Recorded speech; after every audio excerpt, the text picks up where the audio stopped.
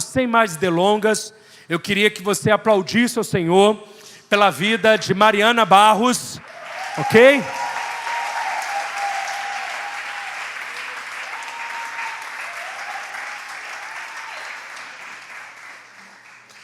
Mariana Barros vai estar trazendo a palavra hoje para a gente. Vou explicar como aconteceu para você abrir seu coração. Toda semana, gente, a gente fica buscando orientação de Deus de quem vai pregar, né? A gente tem muita gente boa aqui na igreja, graças a Deus. Pessoas muito abençoadas, que têm conhecimento, que têm graça de Deus. E aí eu estava em casa e eu falei, Senhor, será que eu tenho que pregar? E aí Deus sempre me colocava a Mariana no coração. Aí eu falei assim, mas será que é para Mariana trazer um devocional ou é para que ela traga a palavra? E aí beleza, eu estava ali pensando, fazendo as coisas em casa, falando em línguas. Aí de repente ela chega profeta. Aí ela falou assim, quem vai pregar domingo? Aí eu disse assim, não sei, eu estou pensando em pregar, porém eu tenho sentido que a Mariana tem que falar alguma coisa. Ela falou assim, eu só pensava na Mariana. Então, irmãos, é comunicação do Espírito, eu creio, em nome de Jesus. Não quero trazer peso sobre ela de maneira alguma. Mariana é uma pessoa que tem nos abençoado muito com conhecimento, com coisas que Deus tem trago ao coração dela. E eu tenho a certeza que ela tem algo de Deus para comunicar ao seu coração. Que você esteja com o seu coração aberto no nome de Cristo Jesus. Amém? Amém, gente? Levante suas mãos para cá. Pai, eu quero agradecer pela vida da Mari. Agradecer por tudo que o Senhor tem depositado sobre a vida dela. E quero pedir, Espírito Santo, que ela seja um instrumento, sabe, de uma alavanca na nossa vida. Um instrumento, Senhor, de start no nosso coração. Que a palavra que o Senhor liberou sobre ela venha como uma verdadeira avalanche, destruindo toda a resistência do nosso coração. Que o Senhor fale através dela de uma maneira muito poderosa. No nome de Cristo Jesus. Você crê, diga amém.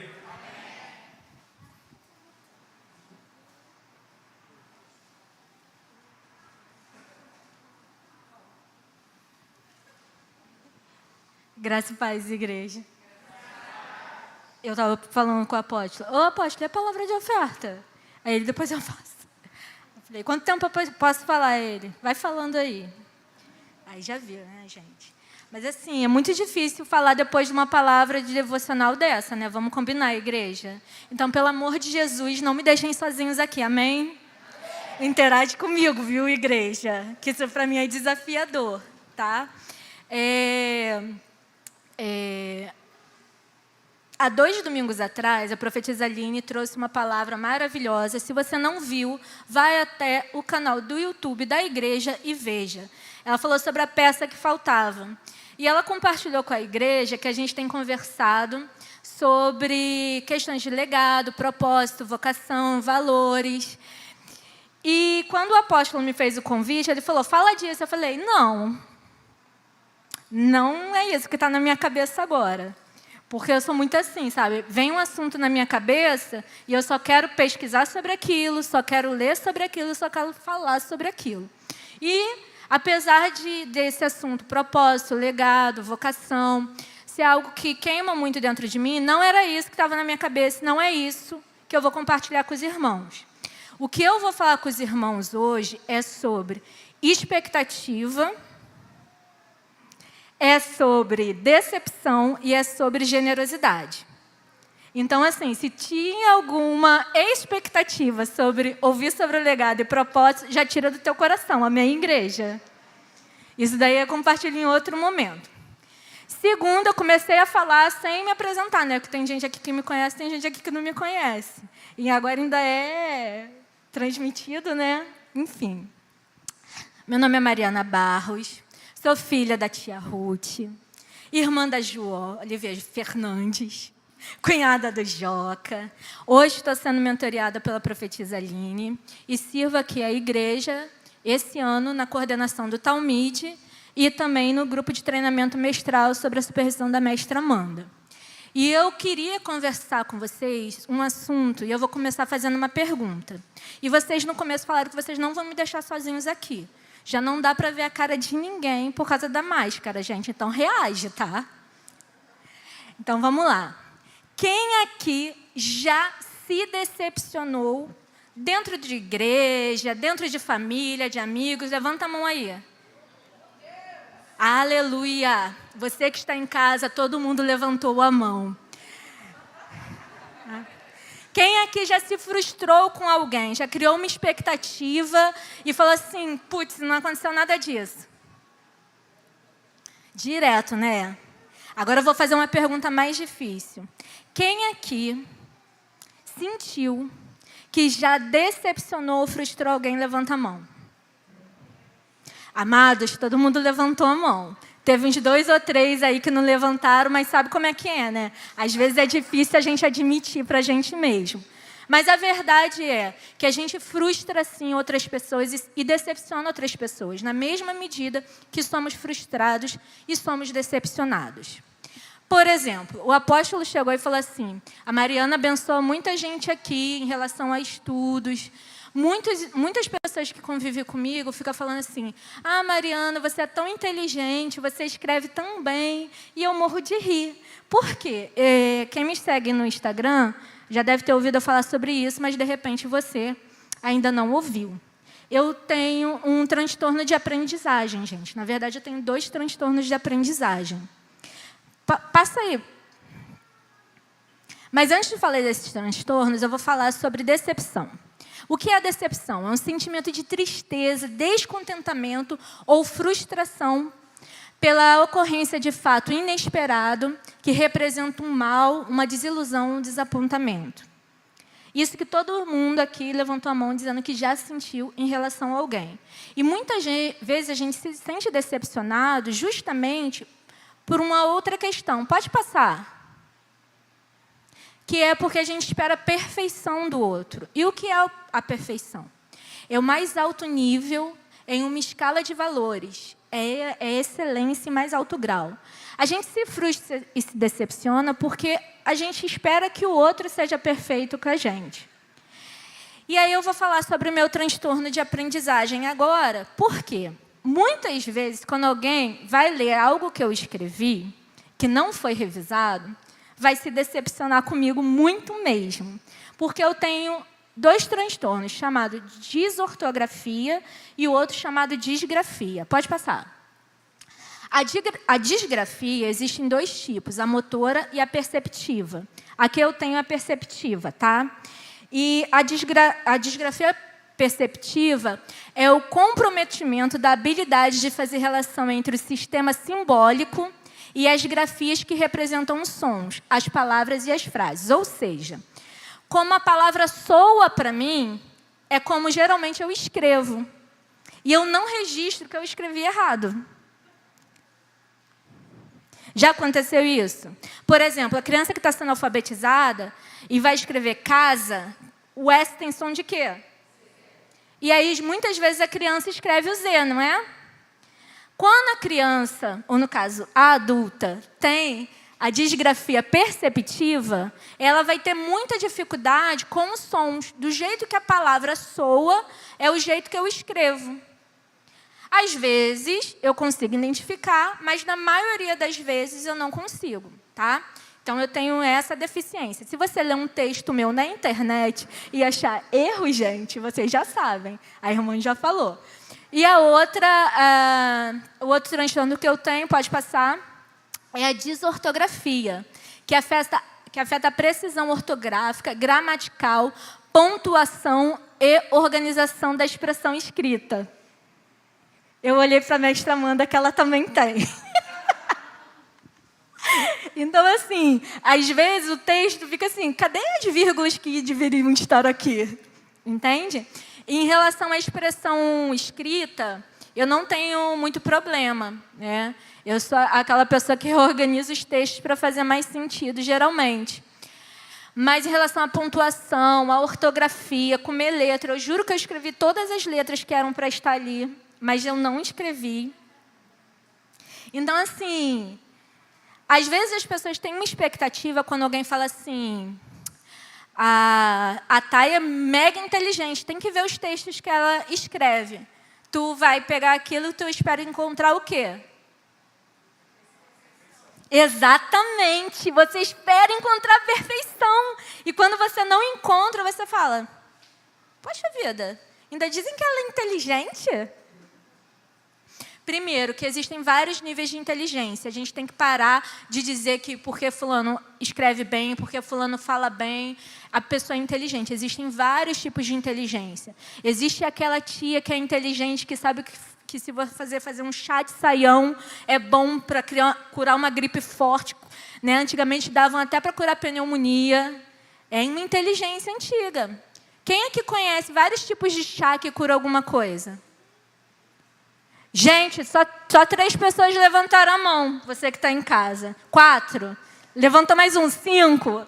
Então, você tem uma inteligência muito única. E se você olhou aqui, você percebeu que é algo seu, que a maioria não tem. Justamente isso que eu queria conversar com vocês hoje.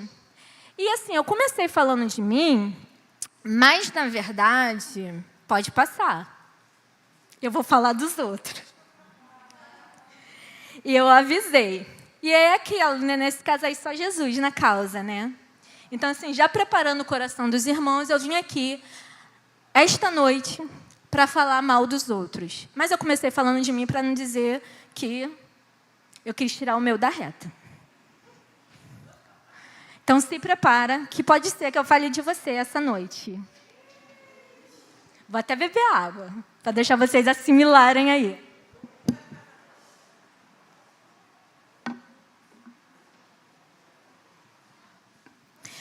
Pode passar. Mas, para facilitar, para dar uma tranquilidade no coração da igreja, eu vou falar dos outros sim, mas eu vou falar da família de Jesus. Abra aí em Mateus, capítulo 1. A partir do versículo 1.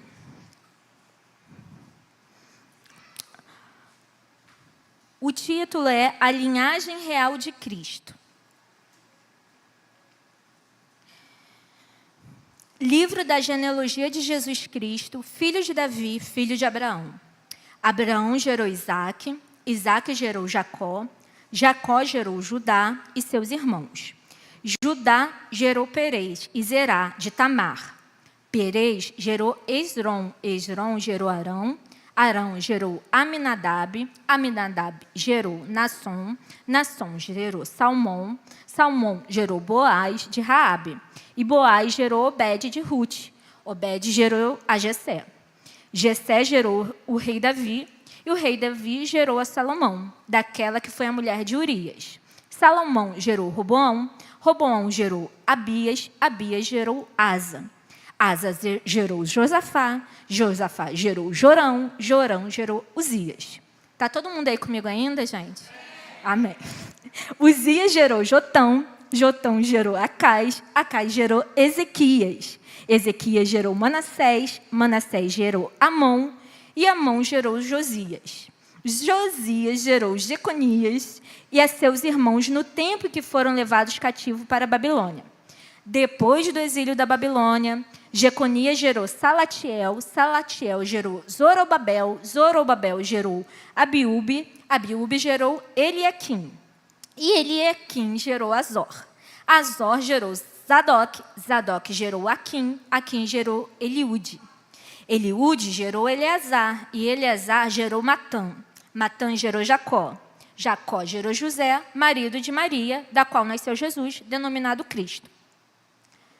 Gente, vamos trabalhar com a verdade aqui. Quem aqui a mente fez assim, ó, voou, tipo, foi pensar em outra coisa, onde ela quer chegar com isso, dizendo esse monte de nome? Trabalha com a verdade. Levantaram a mão assim, gente, levanta a mão com vontade. Gente, muitas vezes quando a gente lê genealogia, a gente pula a genealogia. Verdade, vocês falaram que vão comigo, gente, não estou vendo a cara de vocês. Fala alto para eu ouvir. A gente pula. E aí entra a questão, né, que vai puxando, que é a questão do legado. A Bíblia fala muito sobre genealogia por causa de legado. Mas isso daí é uma história para outro dia.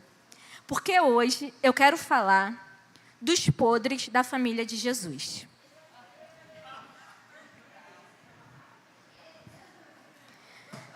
Porque a gente gera muita expectativa e muitas das nossas referências de expectativas é desse pessoal que está aqui, que eu acabei de falar o nome. É como se eles tivessem um nível de perfeição que nunca erraram na vida. Tipo Abraão, logo lá no começo. Amigo de Deus, conhecido por sua fé e confiança, está lá nos heróis da fé. Através deles seriam benditas todas as pessoas da terra. Aleluia, glória a Deus. Não é uma referência, Abraão? Mas Abraão, quando ele recebeu a promessa de Deus, ele não pegou as trouxas dele e foi embora não, meus amados. Abraão ficou lá, aproximadamente mais de 14 anos. Ele só foi cumprir o ID que Deus mandou ele ir depois que o pai dele morreu. Isso só para começar. Segundo, a polêmica que gerou aí a novela da emissora, né, que está falando sobre Gênesis, sobre relações parentais. Sara e Abraão eram meio-irmãos. Vocês sabiam desse babado? Babado forte esse, gente. Se acontece hoje, a gente faz o que com essa pessoa? Exclui, né? Além disso, ele mentiu várias vezes, muitas das vezes para proteger a sua vida, fazendo sua esposa ser levada para ficar com outros caras. Isso é uma boa pessoa, gente? Você convidava essa pessoa para tomar um cafezinho na sua casa? Não era, né? Vamos falar a verdade, vamos trabalhar com a verdade aqui. Mas é chamado de o pai da fé. Abraão era perfeito? Não era perfeito. Não dá para dar uma decepcionada quando a gente começa a olhar para os podres dele? Dá. Pode passar. O próximo da lista, Jacó, usurpador. Já foi batizado de usurpador. Já começou mal esse daí. Roubou a primogenitura do irmão, casou com 2 irmãs, era um mulherengo inveterado, porque além das 2 irmãs, ele ainda pegou 2 outras mulheres, teve uma pregada de filhos, era preferencialista. Era ou não era? E escrachado você vê na Bíblia que ele preferia José. Verdade ou mentira? Que pai é esse, gente? Que pai é esse? Além disso, ele deixava os filhos correrem frouxo. Porque assim, ele mandava José, vai lá ver o que teus irmãos estão fazendo. Aí José ia, voltava, contava. O que ele fazia com o que José contava? Você vê ele fazendo alguma coisa? Os filhos deles aprontaram um monte. Você vê Jacó fazendo alguma coisa? Ele era extremamente passivo, era ou não era? Era. E é pai das 12 tribos. Israel significa príncipe do Senhor. Ele é parte da promessa feita a Abraão. Está vendo só onde eu quero chegar com isso? Mas não acabei, não. Tem nome pra caramba aqui para a gente falar mal. Passa. Judá. Gente, por favor, abre aí, em Gênesis 40, por favor. 49. Gente, eu estou ceguinha. 49. Aqui, Israel estava abençoando todos os filhos dele, tá? Ele liberou bênção para todos os filhos dele. E eu achei a bênção de Judá muito linda. E Jesus é conhecido como leão de... Gente, olha só que forte. Jesus, o Cristo, o perfeito, é conhecido como leão de Judá por causa da tribo de Judá, por causa desse sujeito aí. Mas olha o que está escrito aí. Em Gênesis 49, a partir do 8. Judá, teus irmãos o louvarão. Tua mão estará sobre a cerviz dos teus inimigos. E todos os filhos de teu pai se curvarão reverentemente diante de ti. Judá é como um leão jovem, quando ataca e mata sua presa. Como um grande leão se assenta e deita-se como uma forte leoa. Quem tem coragem de perturbá-lo? Portanto, o cetro não se apartará de Judá, nem o bastão de comando da sua posteridade, até que venha Siló, aquele a quem o cetro pertence, e a ele obedeçam todos os povos da terra. Gente, olha que bênção poderoso. Aquele Israel lá, aquele Jacó lá liberou sobre Judá. Uma bênção poderosa, não é verdade? Mas e Judá? Esse homem que recebeu essa palavra maravilhosa da parte de Deus. Quem era Judá? Judá era aquele que virou para os outros irmãos e falou assim: não vamos matar José não, vamos vender ele, ganhar um dinheiro pelo menos. Você vai lá, você vai ver que foi ele que disse, vamos vender. Judá, ele com os outros filhinhos de Jacó, entraram numa cidade indefesa e mataram todos os homens dessa cidade. O que Jacó fez com isso? Exatamente, Jacó não fez nada. Os filhos dele foram lá, mataram aquele povo todo e não fez nada. Ele matou, inclusive, o cunhado. Então, assim, Judá era uma boa peça. Além disso, era costume da época, quando um filho morria, sem gerar filhos, ele ser dado em casamento, a viúva ser dada em casamento ao irmão que ficou para gerar herdeiros, gerar descendência para o irmão que morreu. E o filho mais velho de Judá morreu. E a esposa dele era, pode passar, Tamar, que está na genealogia de Jesus. Tá? Então, ela conta. E aí, o segundo filho dele morreu também. E ele tinha um terceiro que não estava na idade de casar. O que Judá fez? Minha filha, tu pega as tuas coisas, tu vai para a casa do teu pai, tá? Que quando meu outro filho crescer, a gente vê o que a gente faz. Mas presta atenção, a mulher já matou 2 filhos teus, tu dá o terceiro?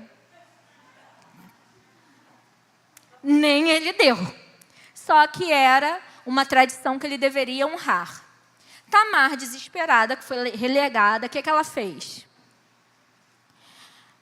Se vestiu de prostituta, parou na porta da cidade e falou assim: meu sogro não me escapa. Mas eu vou ter um filho da descendência de Judá. E ele vai entrar na genealogia de Jesus. Foi exatamente isso que Tamar fez. Tamar se vestiu de prostituta e teve relações com seu sogro. Boa pessoa, né, gente? Se tu sabe uma história dessa, a gente fala tão bem de uma mulher que faz um negócio desse, não é verdade? Coisa nenhuma. E aí, o que aconteceu? Tamar foi lá, seduz seu sogro, que era casado, obviamente, tinha filhos e tudo, né? Foi lá e saiu com uma prostituta. Super normal, né? Homem de Deus. Leão da tribo de Judá, gente. Judá. Saiu com a prostituta. Ainda ficou devendo. Porque ele teve que deixar o cajado e o sinete dele lá com ela de garantia para ele lá pagar. Saiu e ainda ficou devendo. Agora vê. E aí Tamar apareceu grávida. Foram lá para matar a mulher. Meu filho, aqui, ó. Isso daqui é do pai do meu filho. E aí ele assumiu Tamar. Tamar é uma ótima pessoa, né? Uma mulher sensacional, sabe? Foi atrás do que queria, né? Vamos lá, passa. Agora, essas 2 são especiais. Por quê? Se você conhece um pouco de Bíblia, você vai saber que uma das ordens foi que os judeus não deveriam se misturar casar com pessoas de outros povos. E essas 2 mulheres, elas estão na genealogia de Jesus. E elas não eram judias, elas não eram hebreias. Uma era cananeia e a outra era moabita. Uma, além de ser cananeia, era prostituta, que era Raabe. Já viu que uma se fingiu e uma era de fato e de direito prostituta na genealogia de Jesus, né? E aí, Raabe, morando lá em Jericó, recebe no seu prostíbulo 2 espias de Israel. Nós somos ensinados que a gente deve honrar as autoridades, certo? Gente, fiquei preocupada, ninguém sabe se é certo. É certo, gente, a gente é ensinado, está certo isso. É honra às autoridades. Só que Raabe deu de maluca. Por quê? Ela sabia assim, não, peraí, esse povo vem detonando cidade após cidade. Eu estou cansada dessa vida. Agora que é aqui que eu vou. Diz as más línguas que um desses caras era o que se tornou marido dela, que, se eu não me engano, é Salmão. Mas depois você olha aí direitinho. E aí, Raabe trai e mente para as autoridades da sua cidade. E Israel derrota Jericó e Raabe segue com Israel. Ruth, coisa linda, né, Ruth? Onde queres que vá eu irei, o seu Deus é o meu Deus. Coisa linda, né, gente? A gente fala isso direto, né? Vocês já ouviram falar de uma expressão que o pessoal está usando muito, chamada Sugar Daddy?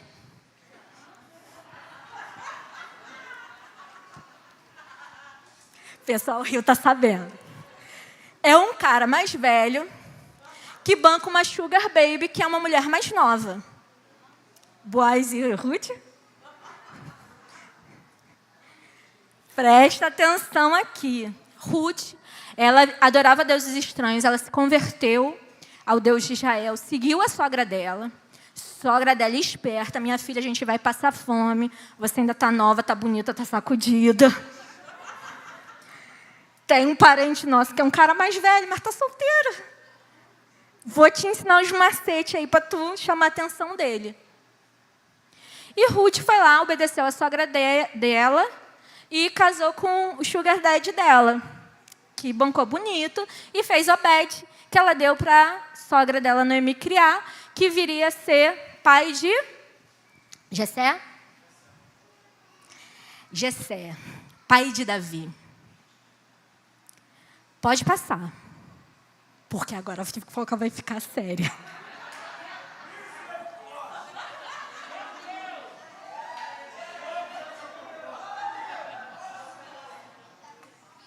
Isso saiu no noticiário da época.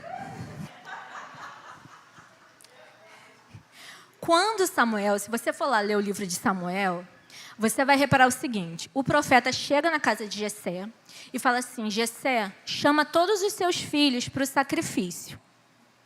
Jessé foi lá e chamou todos os filhos dele. Davi estava no meio, sim ou não? Gente, mas se Davi... Está ali a linhagem real de Jesus. A linhagem de Jesus. Se Davi era filho de Jessé, por que cargas d'água Jessé não chamou Davi? Vocês já pararam para pensar sobre isso? Por que Jessé não chamou Davi? Por que Samuel teve que perguntar: tem certeza que é só esses filhos que você tem? Aí ele: peraí. Tenho que estar lá cuidando das ovelhas, que era um trabalho de filho ou de servo? De servo. Você vê o relacionamento de Davi com os irmãos dele, parecia um relacionamento de irmãos. Nem José com os irmãos dele se relacionava tão mal com Davi, igual Davi com os dele. Tem alguma coisa errada que não está certa nessa família de Jessé. E dizem as más línguas que Davi era um filho fora do casamento. Tipo, a mãe dele teve e falou: aqui, toma que é teu.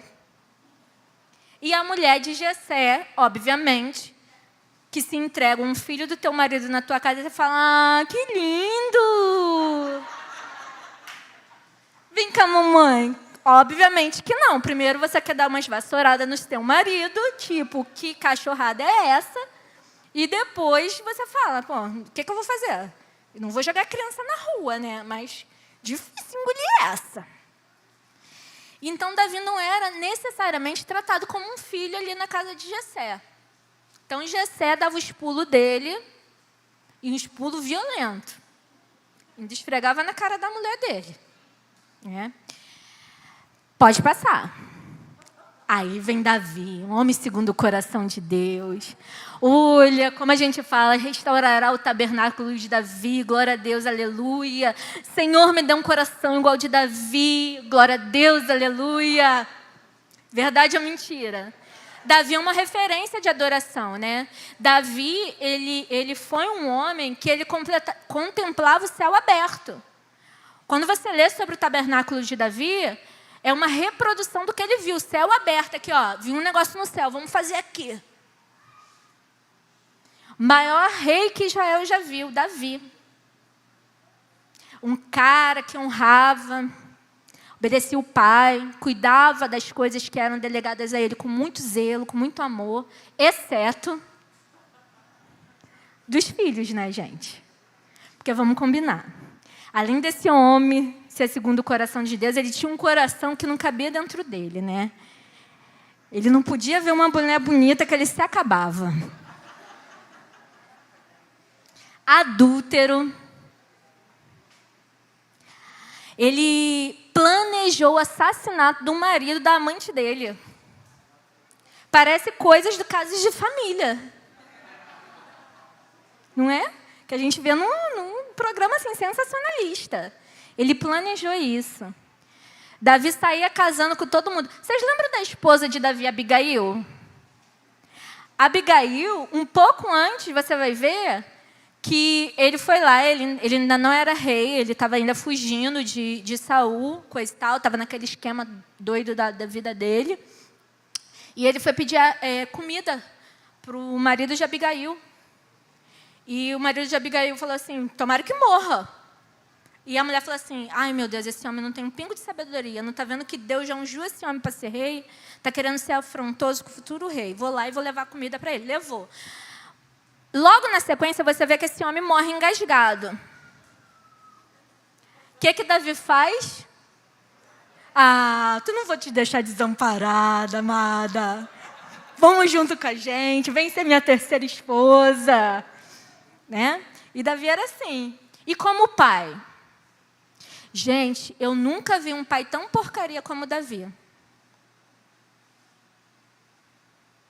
E era um homem segundo o coração de Deus. Se você pensar no relacionamento dele com Deus, no mover dele com Deus, você pensa, quero ser igual Davi. Agora, se você olhar para o relacionamento de Davi com os filhos dele, colega, matricula-se em 3 pais para toda a vida de uma vez. Porque você vai precisar. Verdade seja dita. Por quê? Gente, Davi, ele não tinha um mínimo de controle sobre os filhos dele. Um filho estuprou a irmã, ele não fez nada. 2 filhos dele tentaram derrubar ele do reino, tá? Não foi só Absalão, não. Teve um outro também. Vai lá dar uma olhadinha. Adonias, que o apóstolo falou. Adonias. Tentou derrubar o pai dele também. 2 filhos tentaram derrubar ele. O que ele fez? Nada. Um filho matou o outro. Um irmão matou outro irmão. O que Davi fez? Nada. Isso é uma referência de bom pai, sim ou não? Estou preocupada, igreja. Irmão Laércio ainda está no controle dos pais para toda a vida. Pega os nomes ali, ó. Quem tiver ali, ó, no final espera ali no balcão de informação. Tá?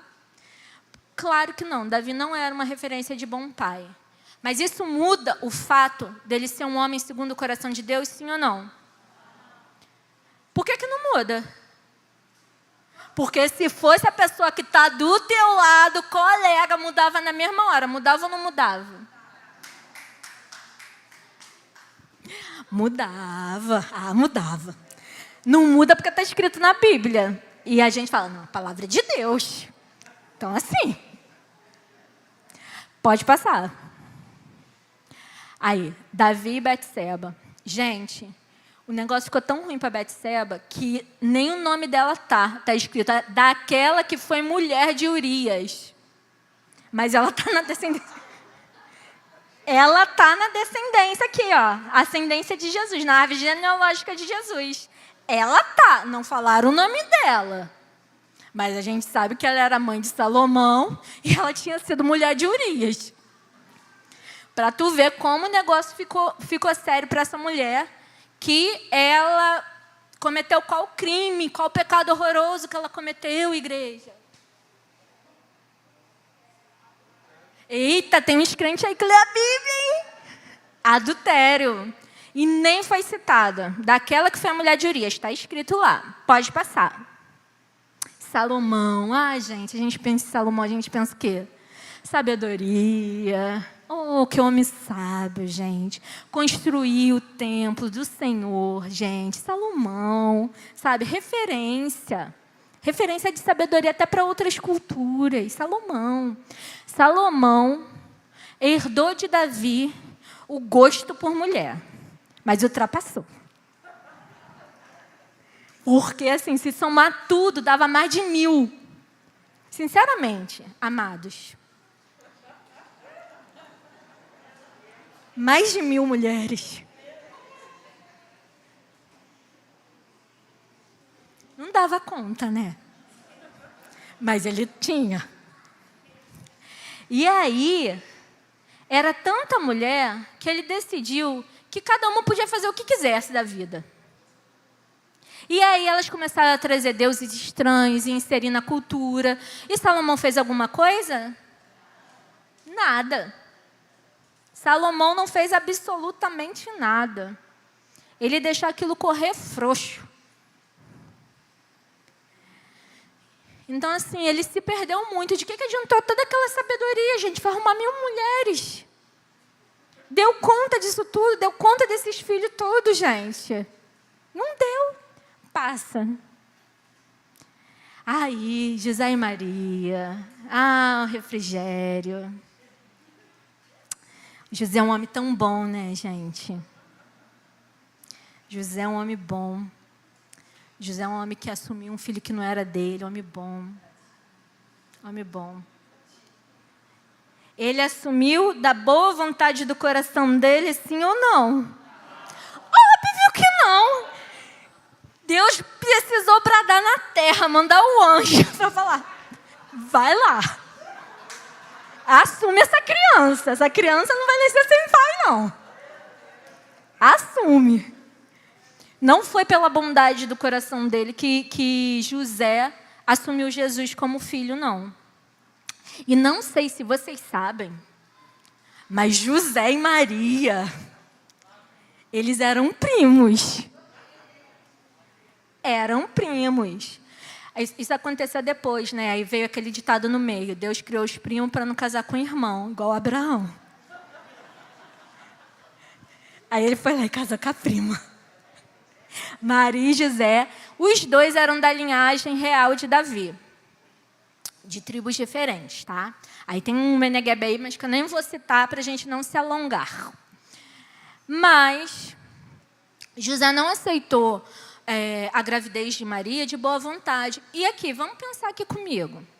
Se você ler as Escrituras, você vai ver que José e Maria tiveram outros filhos e filhas. Tá? E eu acredito que José foi o melhor pai adotivo que ele poderia ter sido, dentro das circunstâncias. Mas que deve ter rolado ali uma... Deus, é igual o negócio do milagre que o apóstolo falou assim, Deus, tem certeza que esse filho é teu? Não é daquele homem lá? Tem certeza?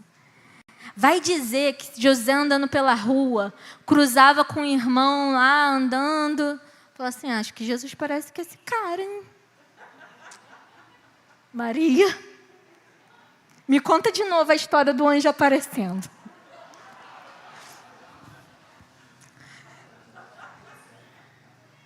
Vamos trabalhar com a verdade aqui. Amém, igreja? Então, e Maria? Menina nova, que naquele tempo casava novinha, tá?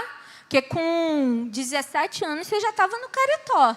Então, casava muito nova. Você vai conversar com sua bisavó aí, você vai ver que com 13 anos a garota já tinha que estar engatilhada para casar se não tivesse casada. Então, Maria era uma adolescente. Rede Atitude, como é que estão os hormônios? Bombando na terra dos viventes, né, gente? A maioria aqui já passou dessa fase. Aí tu não fica, tipo, pô, será que Maria... Rolava essa dúvida, assim, acredito, na cabeça de José. Mas, ainda assim, ele foi o melhor pai adotivo que ele poderia ser. E eu acho lindo esse exemplo, porque muitas famílias se constituem a partir da adoção. E a Bíblia já traz um relato de uma adoção bem-sucedida. José e Maria. Amém? E por que eu estou falando desses babados todos, dessas fofocas todas, da família de Jesus. Pode passar.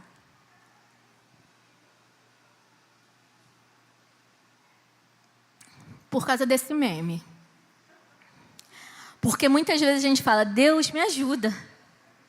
Aí Deus fala, pô, de novo, mano.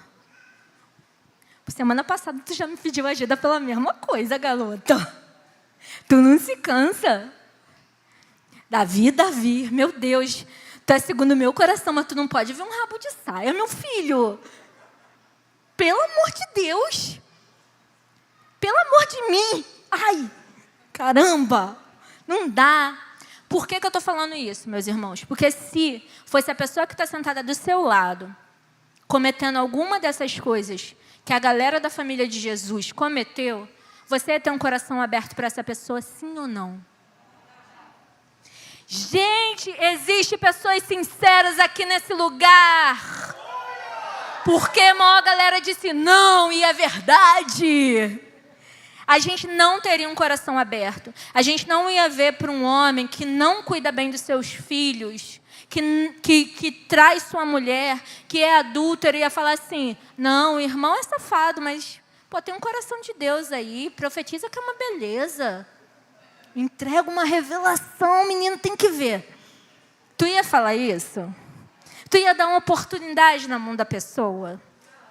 Se tu soubesse assim, Mariana trabalha durante a semana na Vila Mimosa, aí subi aqui e peguei o microfone.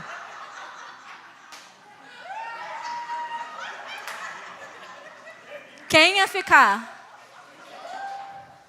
Não ia. Mas aí eu falo, gente, Jesus me alcançou. Saí dessa vida. Gente, nunca tive essa vida, viu? Você que está aí na internet. A gente saí dessa vida. Você, se me visse conversando... Tá, e se você me visse conversando sobre... Eu já tive essa vida. Conversando com seu marido. Como é que você ia chegar perto? O que ela estava falando com você? De onde que você conhece essa irmã? Aí Patrick fala, menino pregou no domingo. Ah, domingo, sei. Verdade ou mentira? Nós colocamos expectativas nas pessoas, esperando que elas sejam perfeitas, sem conhecer seus corações, sem conhecer suas motivações, sem conhecer seu passado. E aí, sim, ela pode ser perfeita. E aí ela mostra para você que ela não é perfeita, que ela tem um gênio difícil, que ela enfia o pé na jaca de vez em quando, ou às vezes, muitas vezes. E aí, o que você faz com essa pessoa? Você já coloca ela numa categoria de... Ih, Tiago? Branca? Branca não é crente, não. Só vem para a igreja por causa do Tiago.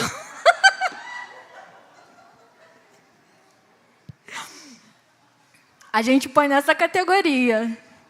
Juliana? Ih, meninos, anos atrás, tu encontrava ela no Largo de Bangu, nem te conto.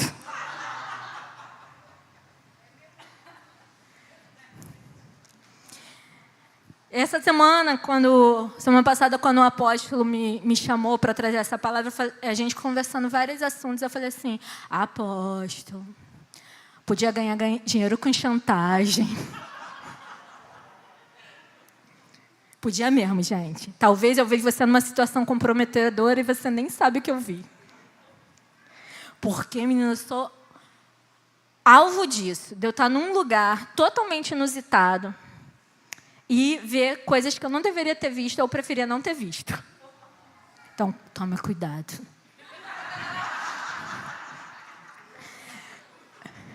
Mas a verdade é o seguinte, quando o problema é nosso, a gente tem um olhar de generosidade que a gente não tem quando a questão é com o outro. Quando eu me decepciono com alguém, eu justifico a minha decepção em cima dessa pessoa. Eu justifico a minha frustração em cima dessa pessoa. Mas, quando quem decepciona e quem frustra sou eu, a história é outra. E por que eu queria compartilhar a história não muito bonita da família de Jesus com vocês?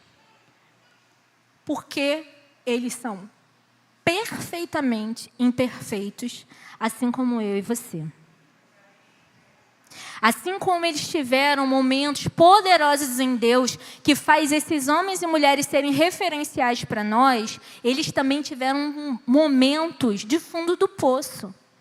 Momentos que roubariam todo o crédito da vida deles, se eles estivessem sentados do nosso lado dentro de uma igreja. Eu quero dizer uma coisa. Nós precisamos entender nossa identidade em Deus e os processos de transformação que Deus opera em nós. Mas também precisamos entender que os mesmos processos e as mesmas revelações estão acontecendo na pessoa que está do nosso lado. Hoje é o último dia do mês da integração. E eu vou te fazer uma pergunta muito difícil, mas finge que o apóstolo Valmer não está ali. Você já se decepcionou nessa igreja? Ele mesmo levantou as duas mãos. Você já se frustrou com alguém aqui? Gente, Caminho Santo é a 4ª igreja que eu congrego. É que o problema não é a igreja, o problema é quem está dentro, né, gente? Vamos combinar. Então, eu vou carregando meus problemas. Brincadeira. Eu congreguei em 4 igrejas diferentes. Em todas as 4, eu aprendi muito da parte do Senhor. Muito mesmo. Tive relacionamentos com pessoas que transformaram e impactaram a minha vida. E tive muitas feridas também. Amados, eu já ouvi da boca de um líder que ele falou assim para mim: se você trabalhasse para mim, eu te mandava embora, eu te demitia agora. O que você entende que esse líder está falando para você fazer? Mete o pé da minha igreja. E se eu te contasse o motivo, ele queria que eu derrubasse outro líder. Logo eu, uma pessoa tão doce. E como eu não fiz, ele se decepcionou e disse que me mandaria embora. Isso foi uma coisa das mais leves que eu já vivenciei numa igreja. Eu não sei se você está aqui hoje, se essa é a sua primeira congregação, ou você já está vindo de outro lugar. Eu não sei se é a primeira vez que você está entrando numa igreja, você ainda está conhecendo Jesus, mas eu quero te deixar avisado que isso daqui é um lugar cheio de gente perfeitamente imperfeita. E isso inclui você. Isso inclui o apóstolo Valmer, isso inclui a profetisa Márcia, a profetisa Aline, a mestra Amanda. Isso inclui todo mundo. Então, se você entra na igreja esperando perfeição, lascou. Porque você não vai encontrar. E eu quis trazer essa ilustração em relação à família de Jesus, porque, cara, Deus escolheu essa família para plantar Jesus. O que Deus queria ensinar para a gente com isso? Porque Deus, aqui, ó, nada do que está ali está escrito à toa. O que Deus queria ensinar para a gente plantando Jesus numa família dessa? Deus, Senhor, podia ter feito Jesus brotar do campo como um alecrim dourado. Mas Ele escolheu plantar Jesus numa família cheia de altos e baixos, cheia de defeitos, e defeitos sérios. Defeitos que seríamos rápidos em julgar se não conhecêssemos o panorama todo da vida dessas pessoas. A pessoa que está do seu lado, ela também está cheia de defeito. Eu estou cheia de defeito. Comecei falando sobre um defeito café com leite, que está fora do meu alcance transformar. Eu trato, eu desenvolvo algumas habilidades que me ajudam com os transtornos de aprendizagem, mas tem outros defeitos. Sou bocuda. Se você me perguntar, eu vou dar uma opinião sincera e nem sempre de um jeito delicado. E tem milhões de outros defeitos. Como ela tem, como ele tem, como a Daiane tem.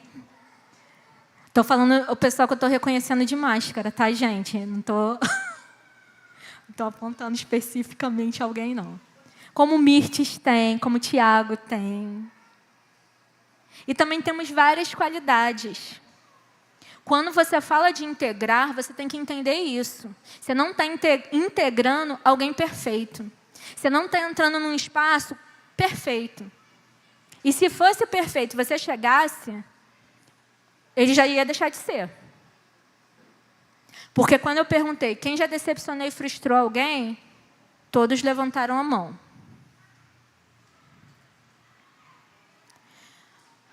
Eu queria propor para você uma coisa. Pode passar.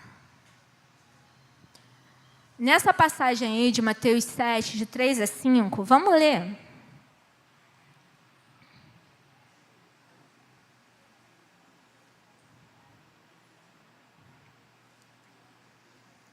Pode? Essa versão aí é da King James atualizada. Porque reparas tu o cisco no olho do teu irmão, mas não percebes a viga que está no seu próprio olho?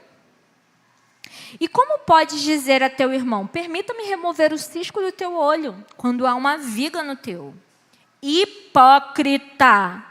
Tira primeiro a trave do teu olho, e então poderás ver com clareza para tirar o cisco do olho do teu irmão. Gente, essa palavra é maravilhosa, né? A gente usa direto quando a gente está fazendo alguma besteira e alguém pega a gente e fala, não julgueis, para não ser julgado. Que é essa passagem que está aqui, verdade ou mentira?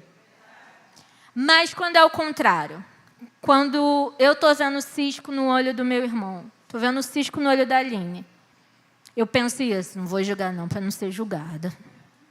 Eu falo assim, Aline, está dando mole. Ou então chego perto da irmã, chego perto da Sara, está sabendo da Aline? Ainda está na intercessão.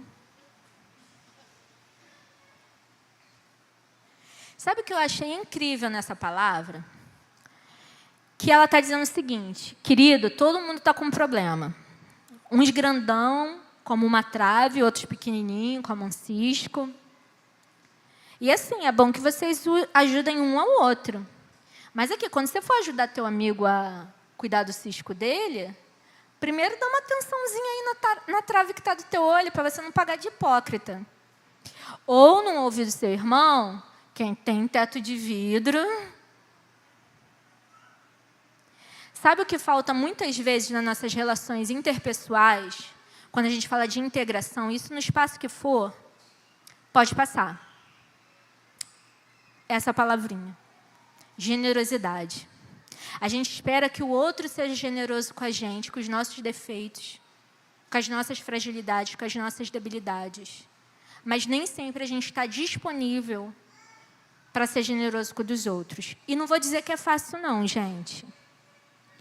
Não vou dizer que é fácil não, porque se chega alguém aqui e fala assim, olha, eu me prostituía, ou olha, eu sou casado com a minha meia-irmã, eu não ia dizer que ia achar aquilo a coisa mais normal do mundo. É super fácil isso de lidar. Se chegasse uma pessoa trans aqui, como a gente conversou ano passado no Talmide, um homem ou uma mulher trans aqui, se chegasse alguém aqui abertamente condenado por furto, duvido que tu ia no banheiro e deixar a tua bolsa do lado dessa pessoa. Mas adivinha só. Por mais difícil que seja encarar essa verdade sobre nós, está tudo bem, porque é normal. Você não está sendo desumano por causa disso. Você está sendo humano. Porém, contudo, todavia, nós temos que crer que o mesmo Espírito Santo que está fazendo uma obra na minha vida, também está fazendo na vida dessa pessoa. E se eu, como filho, como filha de Deus, não abrir uma oportunidade para essa pessoa manifestar a mudança dela, que tipo de filho e de filha eu estou sendo? Que tipo de cristã eu estou sendo? Eu preciso, assim como eu quero que Deus seja generoso comigo, que meus irmãos sejam generosos comigo, eu preciso estender essa generosidade a todos. E isso é desafiador. Isso não é gostosinho, não. Isso fala da gente quebrar nossos preconceitos. Isso fala de viver uma vida como Paulo vivia, capaz de dizer assim, já não vivo mais eu, Cristo que vive em mim. Tipo, já entreguei para Deus. Que Jesus tomou conta. E é desafiador isso, é um processo diário. É como uma pessoa que tá mudando um hábito, ou uma pessoa que tá saindo de um vício, está tratando um vício. Uma vez, eu sou muito curiosa, sabe, gente? Então, assim, eu vejo um assunto, como eu falei, eu quero saber tudo desse assunto. E teve uma época que eu estava conversando muito com pessoas de família de adictos, usuários de droga. E eu falei assim, quer saber de uma coisa? Eu vou numa reunião de narcóticos anônimos. E fui. E se você tem curiosidade, uma vez por mês é uma reunião aberta, tá? Você não precisa ser adicto, usuário, para ir, não, para ver. Dá até vontade de gritar um glória a Deus e aleluia, gente, de tanta coisa que Deus opera na vida daquela galera. Mas eu fui. E um dos lemas desse pessoal é, um dia... Meu Deus, vocês já tiveram um problema com isso também. É justamente esse. É um dia de cada vez. E na nossa caminhada cristã também. É um dia de cada vez. De glória em glória. Sendo renovados a cada dia. Sendo transformados a cada dia. Se você sente que você tem resistência com tipo A, tipo B, tipo C de pessoa, tipo A, tipo B, tipo C de comportamento, pede para o Espírito Santo ministrar isso na tua vida. Porque assim como você tem esse tipo de problema, a Priscila também tem problema com quem tem tipo A, tipo B, tipo C de comportamento. E esse é o comportamento que eu tenho. Olha só que coisa difícil. Generosidade. Todos estamos passando por processos em Deus e com Deus. Ser generoso e ter empatia vale para os dois lados. Para mim, hoje, é muito difícil trazer essa palavra. E eu estou encerrando ela, tá? Falei com o apóstolo, não sei encerrar a aula, eu sei, palestra também, mas palavra, minha vontade é de falar assim, então tá, gente, acabou. Mas ele falou, não faça isso. Você tem que encerrar a palavra direitinho. E eu queria encerrar essa palavra fazendo um desafio para você que está aqui essa noite. É um desafio que eu faço para mim também. Porque também estou vivenciando um processo como os irmãos. Eu queria desafiar você a abrir mão da sua decepção essa noite. Porque às vezes a gente se agarra a ela para justificar as barreiras que a gente levanta no nosso coração em relação a uma congregação, em relação a um grupo de pessoas. Eu quero te desafiar hoje a abrir mão da decepção. Eu quero te desafiar hoje a permitir que o Espírito Santo, que moveu antes do mundo existir, o coração desses homens e mulheres que são referenciais para a gente hoje, cheios de defeitos, que Ele mova também o teu coração essa noite.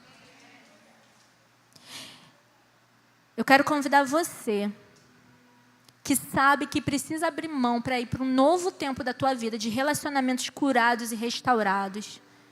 Você, que precisa abrir mão das frustrações, das dores que as decepções com outros te causaram, para avançar para aquilo que Deus quer para você nesse tempo, a se colocar de pé.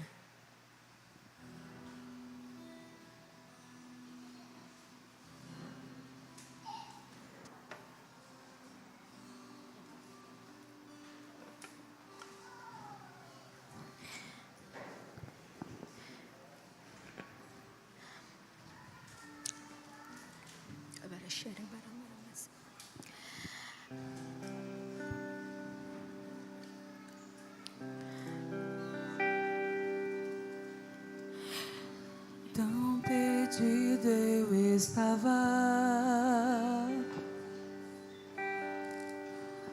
tão distante de ti.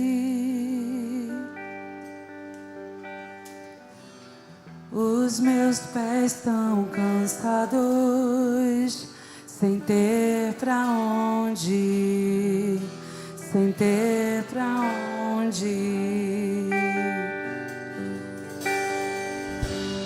Mas em meio ao caminho, sua voz me chamou, me tomou em teus braços, e agora filho sou, e agora filho sou. Quebrou o abismo entre nós, me revelou o seu amor e me resgatou, me aproximou.